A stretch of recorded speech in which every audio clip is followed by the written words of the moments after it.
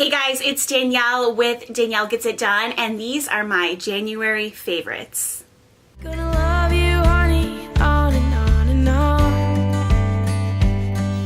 I'm a morning dove singing out a song. Okay, we'll start with my shampoo brush. Have you heard of a shampoo brush? I bet you didn't even know you needed one, but you do.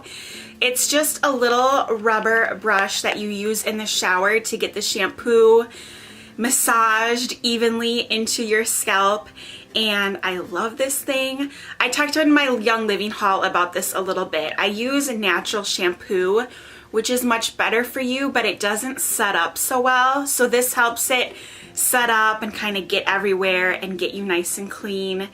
And I only shampoo once a week now. It used to be twice, but now that I'm pregnant, I only need to once, which is really nice actually. But with that being said, I want to make sure I make it count, you know what I mean? So this puppy helps me. I think it's $8 or something. I will link everything below that I can in the description box. Moving on to makeup, I got a new foundation. It is a loose powder from the Savvy Minerals line from Young Living, and I am obsessed with this. I love it so much. I got the tone Cool number 2 for your reference, which I was a little nervous about because I order this online obviously, but I think it works really well for my skin. And what I do is I use a BB cream first, and then we'll put on any blush or bronzer or highlighter depending on the day, and then kind of finish with this. And I have a big foundation brush that I spray with some rose water and then get this all over and buffed into my skin, and I really like it. And I've actually been getting compliments lately on my skin, so I think it is thanks to this. Okay, this is random, but I watch all TV on either my phone or my tablet. We have a Kindle Fire, which by the way, I think is amazing. I'll link that below too. It is so much cheaper than an iPad. It obviously does way less than an iPad, but if you just need a cheap tablet to like watch Netflix and Amazon Prime and YouTube, I think it's totally worth it. Anyways, we have a nice TV and it's hooked up to all the things, but I just am always watching things on my phone or my tablet because I'm cleaning and moving around. Let me know if you can relate. But this was really cheap on Amazon. It's kind of like a little adjustable tripod. So like when I'm doing laundry, I'll set it on my bed and put either my phone or my tablet. Both fit well. And it just makes it really easy to watch things with, and it folds down really nicely. I actually traveled with this last month and I love it. Speaking of TV, I'm going to talk about one show, and that is Dirty John, which is on Bravo. It was like a limited series. I want to say maybe around 6 episodes, and it was really good. So Dirty John, if you're not familiar, actually started as a podcast, which is really cool. And I listened to that right when it came out. It must have been a couple years ago now. So check out that podcast if you haven't listened to it. It is a true story about a wealthy Orange County businesswoman who fell in love with this guy named John, and kind of the bad story that falls apart. And so I obviously can't give too much away, but it started as a podcast, and then Bravo picked it up recently, which I was so excited about because I love Bravo and I love the podcast, and I think they did a really good job. I forget the actress right now who plays the main character. I'll link her name below. Connie Burton? Something like that. She's really well known and she does such a good job. And it really held close to the original podcast plot, and so I thought it was so good. And then moving on to books, the first one kind of has to do with that. I just love like con man stories apparently. And so my first book is called A Sucky Love Story by Brittany Louise Taylor. Now she is a really popular YouTuber. She has, gosh, I'm pretty sure more than 1 million subscribers. And I've known about her, I've watched her here and there, but I was never a regular viewer or a subscriber. But I heard she wrote this book, and she does a lot of vlogging. So to back up, she met this European guy, I think he's from Croatia, fell in love, they got engaged, they got pregnant, they've been raising this son. And I even remember just like the couple times I watched her, something seemed a little off. And then I guess he just kind of disappeared from the picture, but she never really talked about it because she wasn't ready. And now we find out legally she really couldn't.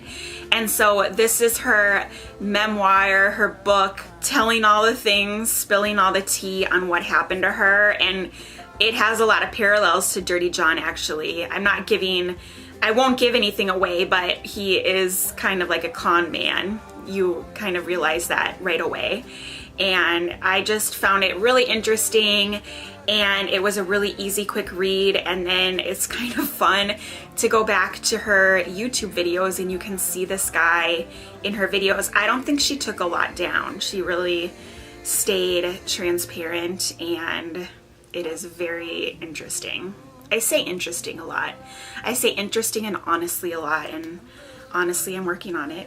The second book I read, and I must say I'm talking about 3 books, and I really read them throughout December and January. And the second one was Fear from Bob Woodward. I actually listened to it on Audible, and I have a coupon code for you below. I'm loving Audible. So that is the big expose kind of on Donald Trump's presidency by Bob Woodward, who's a really respected journalist. He has written about, like, I think every president that he could while he's alive, and he's really thought to be bipartisan and really fair. And so I was really interested. I'm kind of a political junkie, and yeah, I finally read it or listened to it. It was very good. I learned a lot. I guess the only issue, and it's not really his fault, is so many of the characters in the book, the senior administrators and the people around Trump, are no longer a part of his administration because it's just been so volatile. So that was kind of a bummer. It was kind of funny too, though. You're like, oh yeah, remember that guy? Like, remember Sean Spicer? I forgot all about him. But it was interesting. I said interesting again, but I think it's really worth the read. Steve Bannon in this book comes out as like the normal hero almost, which personally is super frightening to me. It was very odd, but he was like the voice of reason in this book. If you're into politics, you might really enjoy it. My last category is podcasts, and the first is called In the Dark. So it's funny, I listened to season 1 and really liked it. In the Dark basically is an investigative podcast, and season 1 was about a boy actually here in Minnesota who was abducted in the late 1980s, and it's never been solved. So I kind of grew up with this case looming over my childhood, and they did this podcast about it, and actually it was solved as the podcast was released. Like, the whole thing was solved.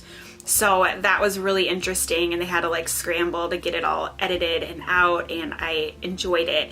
And my friend Erin Williams, who a lot of you know, has the same taste as me in podcasts, so I told her to watch it or listen to it. And then she said, did you listen to season 2? Because it's much better, and I hadn't. And so that is what I want to talk about today. I agree, it was so much better. So season 2 is about a African American who has been convicted of killing, I think it's 4 or 5 people down south in, I think it's the early 2000s. It's been a while since I finished this. And what makes it interesting is the case has been overturned and retried, and he's found guilty again like 7 times, like something crazy. And so it was kind of brought to attention to this journalist, and she went down there and investigated. And I don't want to give too much away, but it's kind of, I guess kind of the basis is, did he really do it? There are a lot of sketchy things that the DA did and other witnesses did, and it actually kind of ends up being a story a lot about the DA as well and his practices and whether or not they're ethical and or legal. And if you like Serial, it really reminded me of Serial, so you'd probably love that podcast. And then my last podcast is The Bristows Made a Baby. It is by Becca Bristow and her husband. Becca is one of my favorite YouTubers, and she got pregnant and she did a weekly podcast with her husband documenting her pregnancy. And it just wrapped up because she had her baby in December, I believe. And she just had a really great positive outlook on pregnancy, and her birth story is really positive, and it's been fun being pregnant, listening week by week, and sometimes I go back and listen to the week that I happen to be on. So if you're pregnant or you love pregnancy podcasts, definitely check that out. Those are my January favorites. I hope you enjoyed. If you did, please subscribe, leave a comment below, give this video a thumbs up. Thank you so much for watching. I hope you have a wonderful day, and whatever your plans are, I hope you get them done. Bye, guys. Ooh.